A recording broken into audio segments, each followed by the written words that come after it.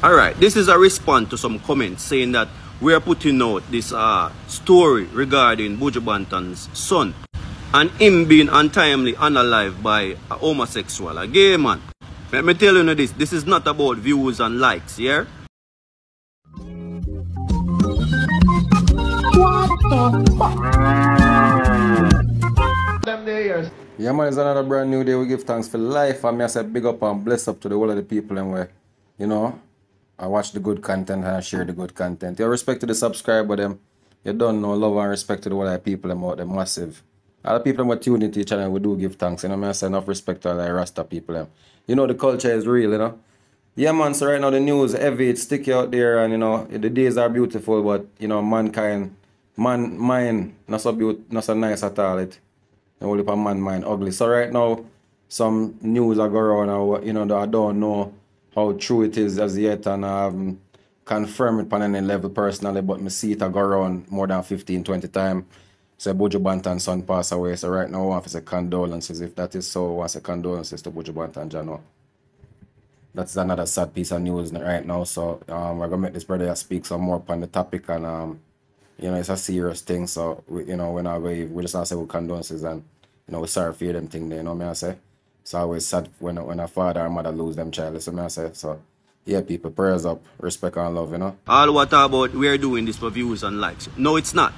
If y'all are not aware, there's a narrative flying around that LGBTQ and their community are not violent beings. So me take it upon myself to do a video regarding the death of Buju Banton's son.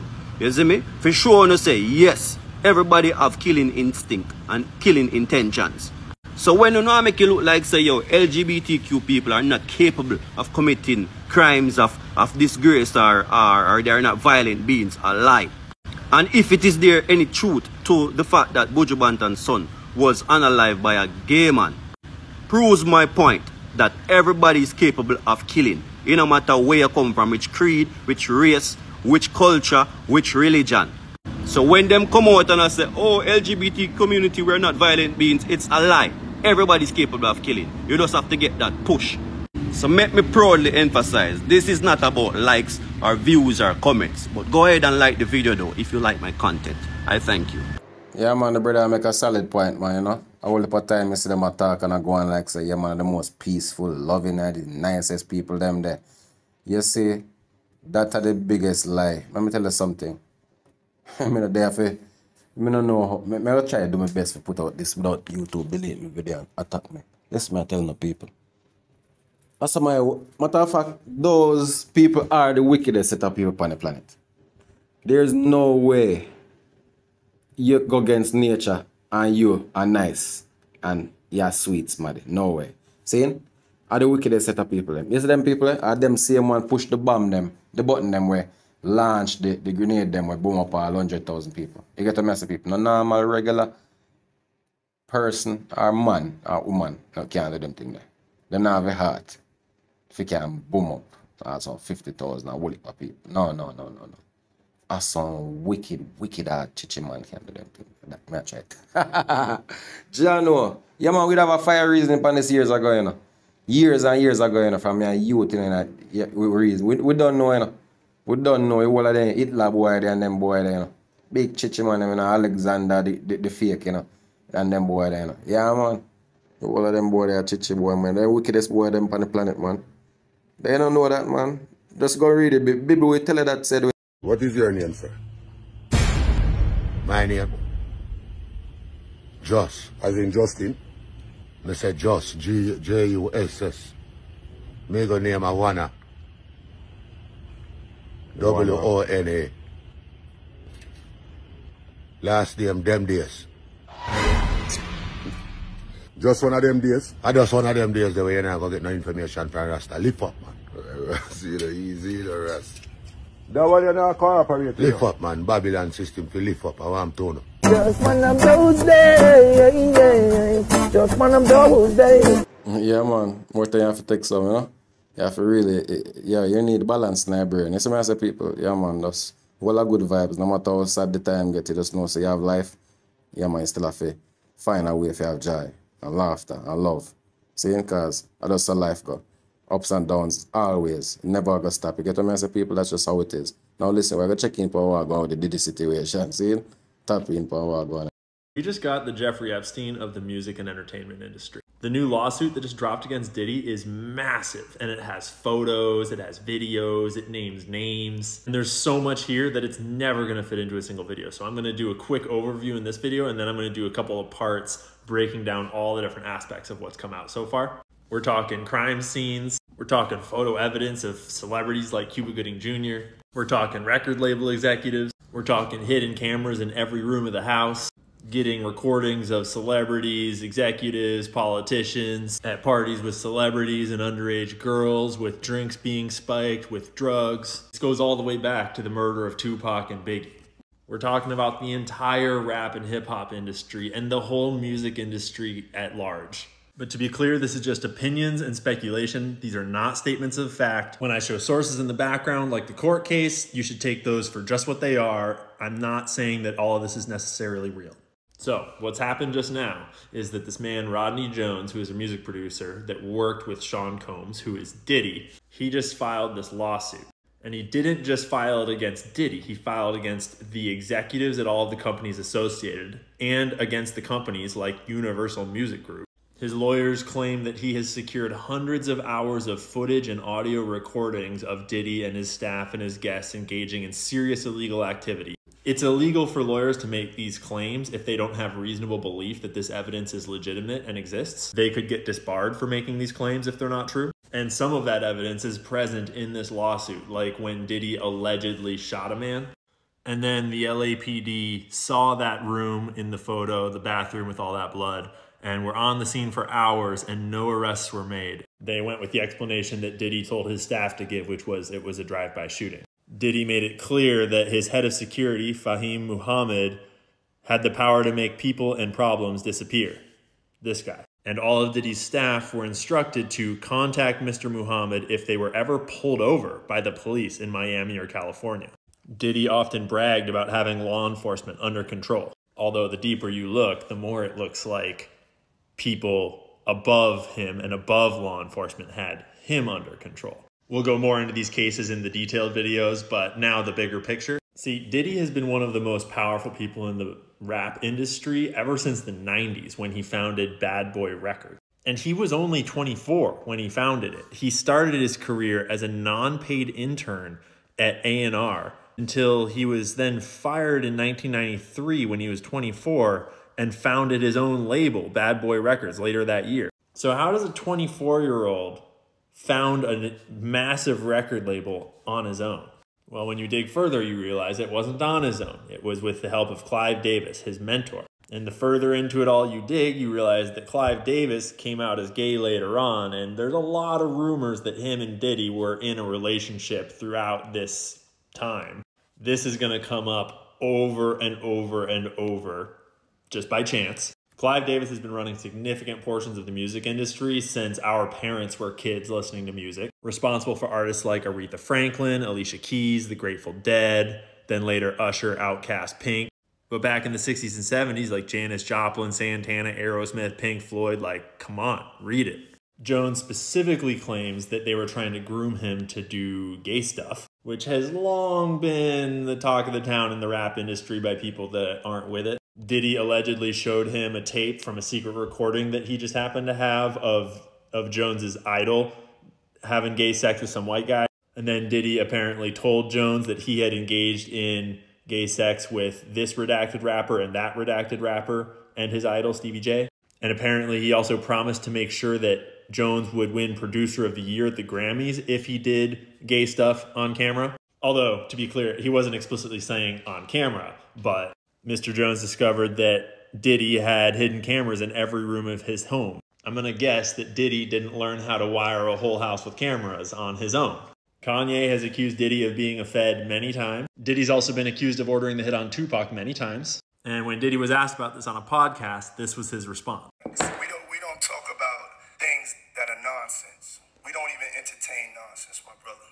So we're not even going to go there with all due respect, but I appreciate you as a journalist asking. When you start digging into allegations of the CIA, the FBI, the Mossad having tentacles in the music industry, you wind up at total rumors like this. Former CIA agent admits agency created gangster rap to fill private prisons by glamorizing criminality. Claims like famous hip-hop lyrics of the legendary hip-hop outfit NWA were even scripted by a team of psychologists and war propagandists inside the CIA, according to this former agent.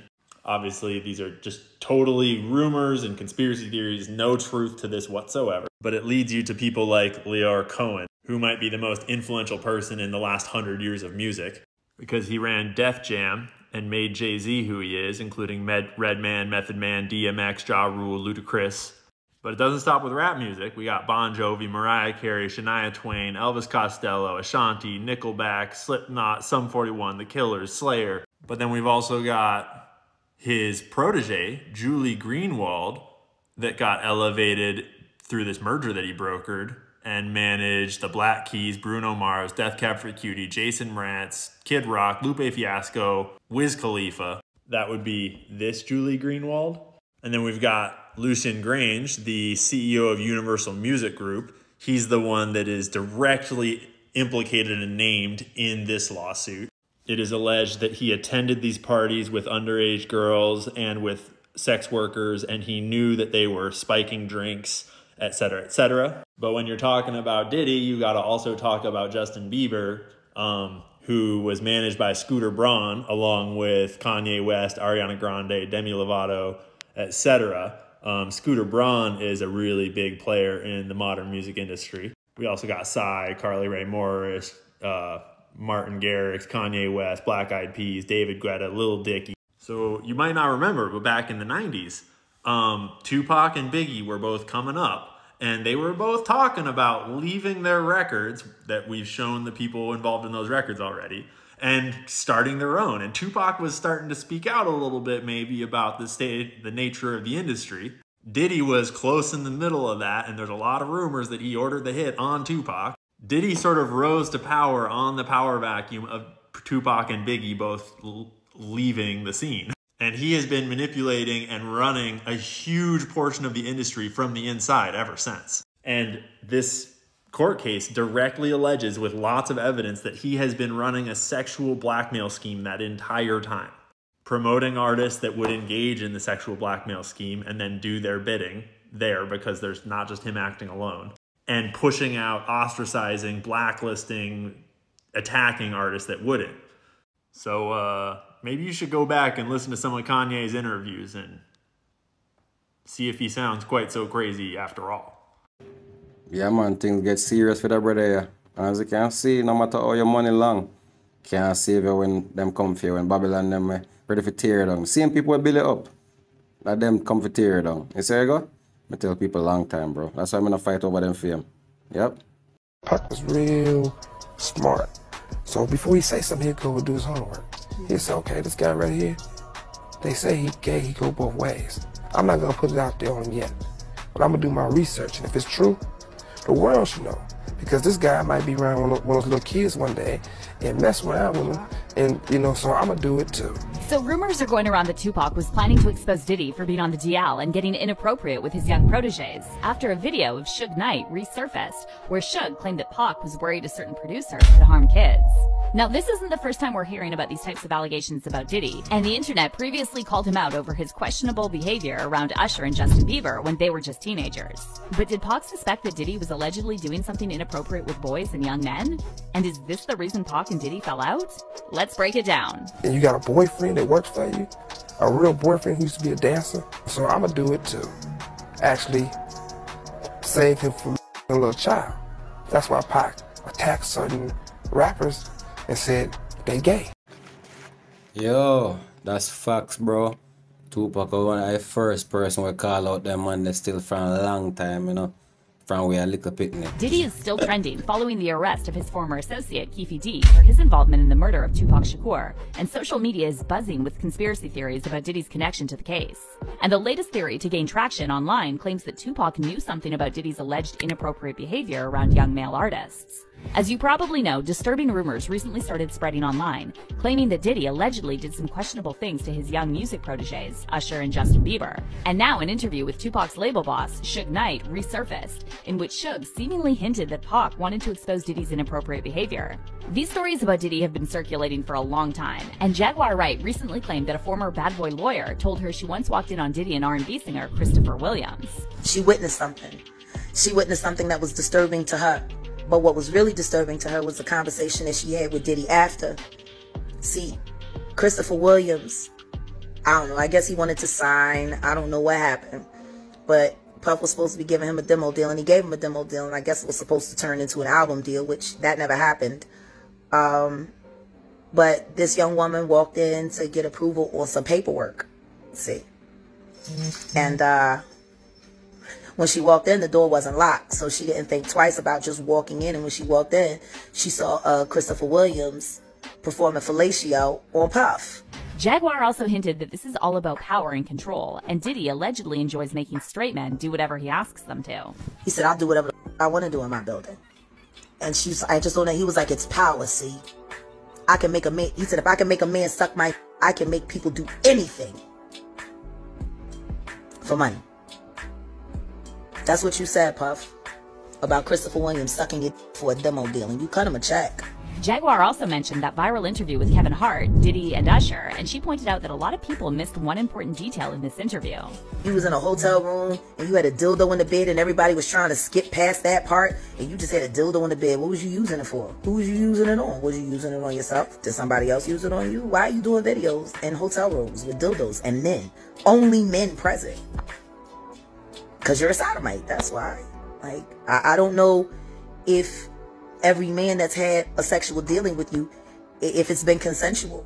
Now, in this interview that Jaguar's talking about, Diddy made some very problematic comments about Usher, claiming that he and Usher used to wake up together and wrestle when Usher was 10. And keep in mind that Diddy is almost a decade older than Usher. When we used to wake up and, damn, pause, but like just back in the days when he was like 10 and I was a little bit older, his older brother, we used to fight over the frosted flakes. You know what I'm saying? Before pause was invented. You know what I'm saying? But it's my brother for real. We used to actually wrestle off of the frosted flakes because he used to always get them early with me. Now he's one of the richest guys in the world. And I'm By the way, it's no secret that Usher used to live with Diddy when he was a teenager. Usher himself admitted that L.A. Reid sent him to Puffy's flavor camp when he was just 13 or 14.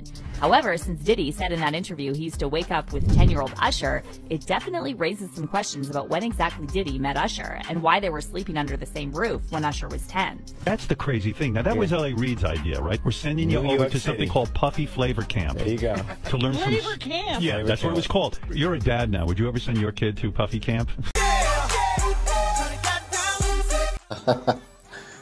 Him actually say, hell no, people. But I made that because that edit that crazy, you know? Yeah, man. You have to have some fun, you know? Yeah, man. Jai, watch out now. Here is the next man I say. Out in the open now. They're not even trying to conceal it anymore. The owners of the country... Alright, let's dive deep into this right now. We're going to speak some facts about some things. We're going to talk to black people since I that them know and I that them used to. We call them black people then since that's what they overstand, alright?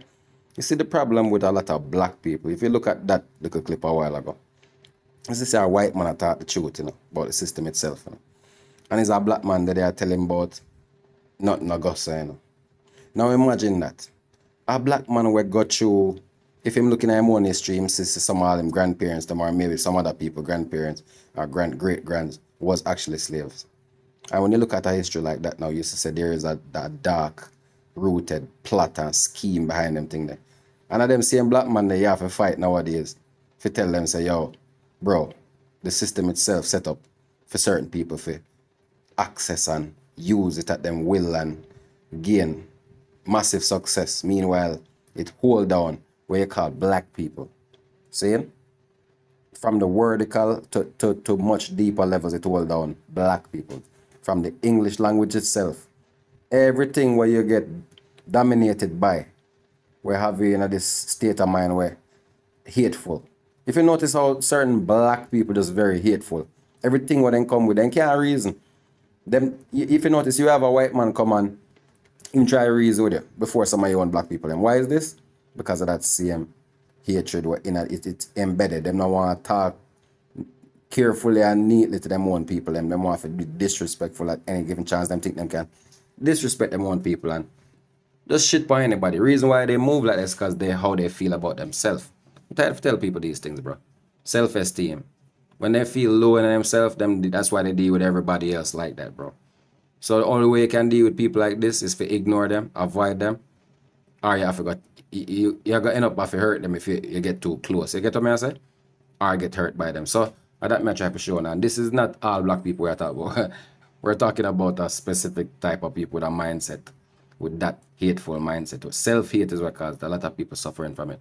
Anyhow, we're going to touch upon some more topics because that was deep. You see the man have to shut down this a do that. Oh, not no gossa. And him are the one who know what go on, you know. But him ready for suck up to the system and bow to it and claims everything alright and nice, right? Meanwhile, a white man has sit down beside him and tell him the truth. That's funny to me. That is hilarious. Why would you put a kid in a room behind a desk when the sun is out for their whole entire childhood? Not put them in front of water or ocean or anything that inspires them. Dim lights. If you notice, schools, jails, and hospitals all look exactly the same. Why wouldn't it be in something inspiring? Why? Because it's a program to keep us controlled. When you have to have order of masses, you have to have them all doing the same thing so you can know what they're doing, you can monetize what they're doing, you know how they're doing it. Big talk, big talk. It's all about the truth, people. No matter who I say it, you see me, I say big up DM Dash for that one day. Real life, you see me? Yeah, man, so right about now we're touch out and I love to you like people and have to subscribe, like and share now. But before we go, watch out. I bet you never felt vibes like this in the island breeze. Okay, G-Terra. Island breeze. Yeah, book me a book out in a people. You don't know anything going on. Remember to subscribe, like, share. Yeah, man, you don't know. Drop your feedback. Let me know what you think about them things I want to go on. You don't know a whole heap of interesting things, yes? We have to live a life clean and live it pure. Do the best way you can do. You know what I mean? So with your time, don't waste it. Make sure you set a legacy. You don't know people have to work and work smart. Work hard to know what I follow people. If you have to work hard, do what you have to do. We have to make it positive vibes. You see me I say? Enough respect and love to each and everyone out there. You don't know what G-Terra represent. I'm say, yo, booking now, dub plate, jingles. You don't know anything going on. Yeah, man, artists reach out for the feature them too. If you think art on a solid, yeah, man, we work. You see me I say about what you think of a solid. But I go with the shaky thing. Respect and love to all the artists and people out there doing them thing. Big up on yourself, you know anything go. Remember to subscribe, touch the bell, notifications, anything them drop. One love, respect. G-Terra said that. No schooling.